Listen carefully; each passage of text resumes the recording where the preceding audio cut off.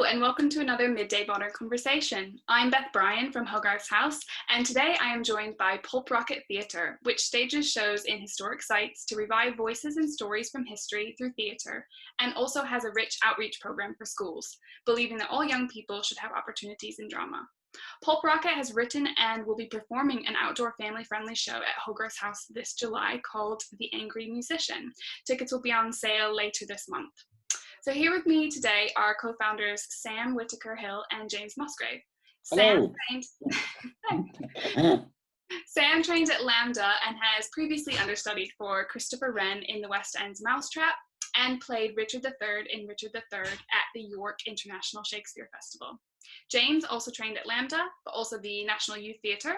His notable credits include Tobes in Fresh Meat and a couple plays at the Royal Court. And also he'll be appearing in The King's Man, which will be released later this year. So welcome, Sam and James, and thank you so much for joining me today. Thank you so much for having us. Yeah, we're thrilled. And we're so thrilled to be doing the play with Hogarth House as well. It's been such a great project. Yeah. And we're really looking forward to it. When researching for the Enraged Musician show, Sam, you'd mentioned to me that you hadn't fully realized how dramatic Hogarth's work was. Could you speak a little bit more about looking at Hogarth's work through that actor's lens? Absolutely. So I think, I knew a bit about Hogarth's work before we started working on this, mainly because when I was a teenager, my dad, I nearly got expelled from my school. And as punishment, my dad sat me down in front of the Rake's Progress and took me through each print. And he said, if you keep behaving like this is what will happen. So I was sort of like slightly intimidated by Hogarth. But I think, to kind of properly answer your question, I hadn't appreciated, so when I said that, I hadn't appreciated how much drama he like literally looks at. So he looks at, there's the portrait of David Garrick, which is really cool, and I love the way I think the bed that Garrick is coming out. It looks like a stage curtain, and it sort of has a kind of very theatrical feel to it. But there's the David Garrick. He also does the scene from the Beggar's Opera. And a laughing audience as well are the three that really stick out to me as really about theatre. And he seems, I hadn't realised how totally interested he is in watching performers and painting performers, but also looking at audiences and looking at the reactions that they are having. He seems to be as interested in the actor and their audience and the relationship between the two. I also think that, his other work, The Rake's Progress or The Harlot's Progress is another really good example, is just intrinsically dramatic. His characters are so full of life and characterful and so embedded in their situation. And if you look at the crowd scenes when there are lots of people involved in a Hogarth painting or print, each character is given such detail and such unique characteristics, and that really that speaks to me a lot as an actor. And James and I trained together, and one of the things that we had to do at drama school was, if we did a crowd scene, we'd have to make sure each character was sort of completely unique, so that you get that kind of chaotic real life feel. So I feel that drama sort of is always there in his work. I also think that from what you were saying about them being embedded in their situation, like one of the sort of amazing things about Hogarth is his powers of observation. And obviously, so he sort of walks around London, he takes in so many different sites, but it's never just like a usual site. There's always something extraordinary happening, and there's always conflict in each of those moments. And I think conflict is really important in a dramatic sense. Because that's when essentially really good drama happens. And if you're thinking about conflict, for example, in The Enraged Musician, you have the impresario or the enraged musician, angry musician, and then you have all these kind of street urchins outside making a hell of a din. So the conflict's already set up, and so then it was you guys are commissioning us to write something on the Enraged Musician. So it then makes it really easy to actually write something, because the sort of key ingredients are there. You've got two really clear parties, as in you've got the impresario himself kind of shouting out at these kind of, you know, poor like street urchins who are like making a big huge noise, just trying their best. And then yeah, you can just sort of go with it, and you can sort of come up with a brilliant scene from there. And then it sort of just makes it really easy to fill in those gaps. But also, in every Hogarth image I can think of, it's the same. If you think of like the Harlot's Progress, for example, there's that amazing moment where she's stepping off a wagon, and then you see Mrs. Needham, who owns the brothel, sort of greeting her. And then in the background, you see those horrible lecherous characters, Colonel Francis Chatteris and his pimp. And it's the cusp. He's caught a moment of where Mole's life will change forever in a kind of really sad, terrible way, which it does. So I think, yeah, what's incredible, and you know, there's so much drama in there because he's always so specific about the moments that he observes and about the moments that he chooses. And I think they're in every image that I can possibly think of where Hogarth is concerned. So we started working together, that the similarities between a piece of art and a work of drama, in how quickly you have to get the audience, whoever's looking at it, familiar with the characters and to quickly understand a story in a very short amount of time. And I never really appreciated that either. And it's really interesting to hear how you both come at it from that lens. Well, it's also interesting that you mentioned character development, because I mean that's exactly what, when you chart both the Rake's Progress and the Harlot's Progress, that's exactly what he's doing. It's like there is character development, and there's another key ingredient that's kind of sorted. So it just makes the role of the person who's writing it all that much easier, and it's just a joy as well. It's the character development and the sense of, you know, people changing. Which is actually, as James was saying, that is the most important thing in drama. If people don't change, then there's no point in telling the story in the first place. Yeah, and actually, when we were sort of writing, that was a big kind of conversation that we had, wasn't it? Yes, it was about yeah. the Enraged Musician, like how do we? You sort of get to a point, you do the sort of first draft, and then you sort of go back over it. And you realise that you've got some, you know, lovely characters and some well-realised characters, and and others not so well-realised. And then the key thing is to, like, how do they change throughout? Because there needs to be some change in there in order to make it into like a good piece of drama. We researched it quite a lot. Comparatively, what we know about the Elizabethan period is pretty thin on the ground compared to, let's say, what we know about the 18th century, where there seems to be a lot more material. So there is so much more detail to go through, so much more. We know so much more about the kind of economics of it, the eating and drinking habits of people. It seems to be historically quite a well-documented period of time, whereas, you know, you don't always get that with drama. Even if you're doing an ancient Greek play, for example, you know, what we know about how they would perform is a lot of guesswork. Whereas I think with this, we know we have a much more solid idea. That's quite interesting. It's one of the questions that I wanted to ask. Like, I'm curious, what would an 18th century theatre production be like? You know, you talked about comparisons to the Elizabethan, and I imagine that it's changed so much now that we're in the 21st century. So, like, what would I be expecting? How would I, as an audience member, experience theatre in the 18th century? There's obviously, it was a very hedonistic time, so it was full of joy and jubilation and celebration, and it was just after the, you know, period of, you know, we probably know quite well now. Theatres have been closed for a very long time, so they sort of suddenly opened up again. But there's also sort of politically, it's a fascinating time as well. And I think especially if you think about, you know, in today's world, you know, we've got tabloids and we've got a finger on the pulse with news and the latest kind of gossip with, I don't know, with the royal family or whoever it is.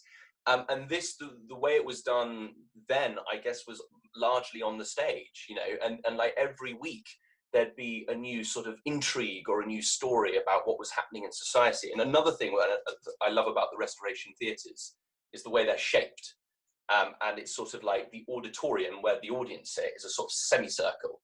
And so, you go to the theatre and there's not just the kind of the main spectacle that people should be watching, which is everyone sort of doing their stuff on stage, but there's also the sort of, the social elite who are sitting around, essentially watching themselves on stage. And that's a really important point, and a point that's like, I think comes up in the image of the Beggars of like sort of life being reflected on stage.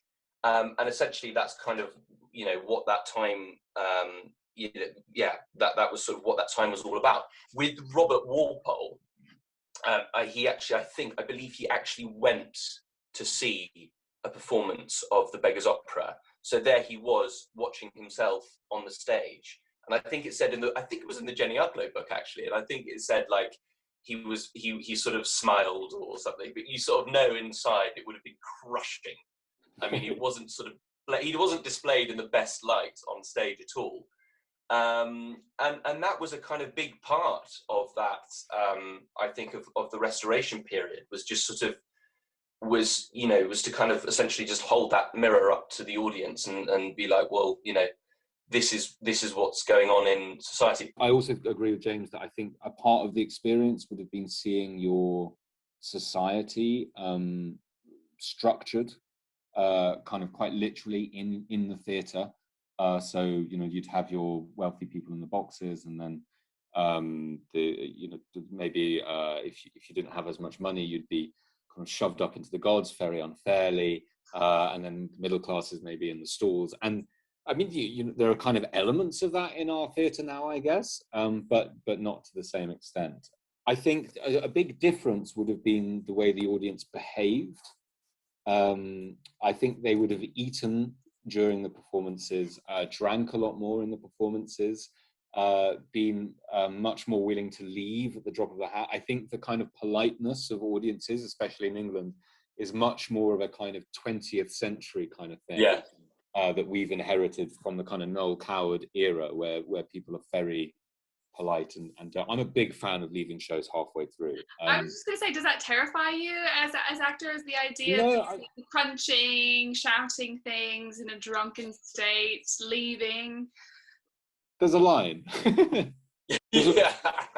I think in general, though, especially with plays of this period, Beggars Opera is a good example, and the play we've written, we don't have a fourth wall, and the audience are invited to participate in the play, be it vocally, engaging in a socially distanced manner with actors. So I think if that's the case, if that is what the play is asking for, then we do want people to be rowdy, and you want an energetic audience, because then you can you sort of feed off that in your performance. And I think in that sense that that they're really engaging with what you're doing, which is ultimately really, really important. And we did, so when we were at drama school as well, we had a really cool, we did kind of like Shakespeare's, I was doing Romeo and Juliet, you were doing...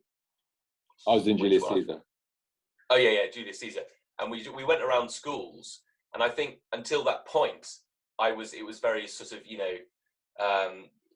sort of modern way of, you stand on stage and you have a lovely quiet audience and you do your thing and then you go home and that's all fine.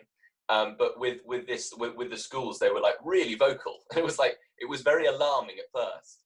But then you sort of realize that actually, I think I felt that the ones who were more vocal were the ones who were sort of engaging more with what you were doing.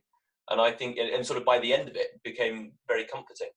And so and I suppose, in what we're doing as well with the Enraged Musician or the Angry Musician, it's a sort of, there's a really big educational element to what we're doing. So I think the more they are vocal and the more they're sort of interacting with the actors, the better.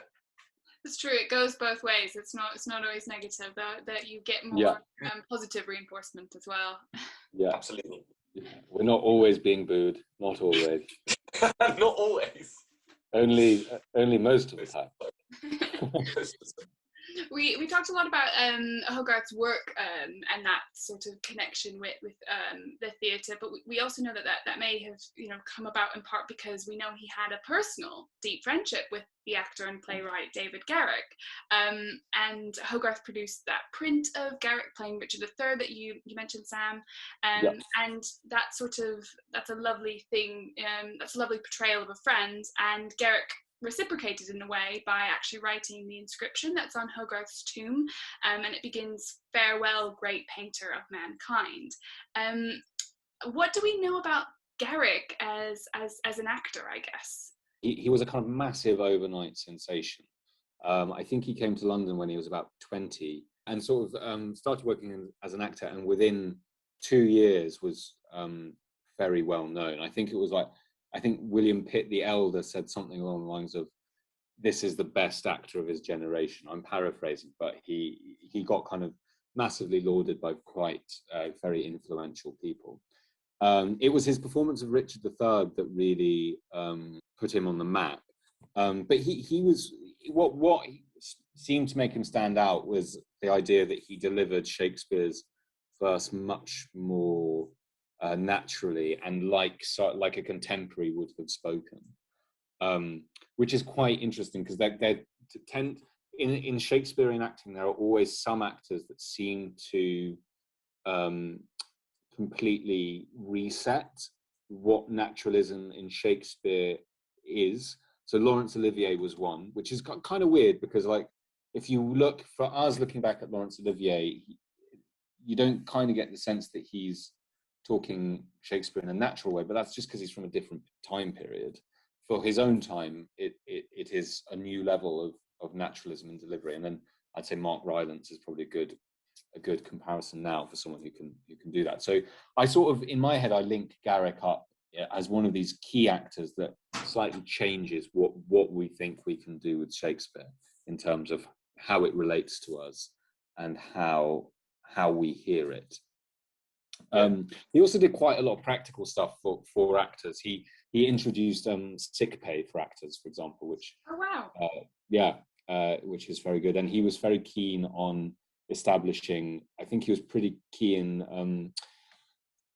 in making people aware that Stratford was the birthplace of Shakespeare. So the Stratford, the Shakespeare Birthplace Trust have a kind of have quite a big piece on Garrick on their website because he was quite key to kind of bringing Shakespeare into our national consciousness. Georgians sort of found Shakespeare again and were very keen on him, but liked to change the ending. So Nahum Tate, I think it was Nahum Tate, rewrote King Lear to have a happy ending. It's really bizarre. So I think Cordelia becomes queen, everyone's fine, nothing bad happens. Everything's fine. So they have a slightly odd, just a different relationship to Shakespeare than we do. Yeah, I think there was a particular festival.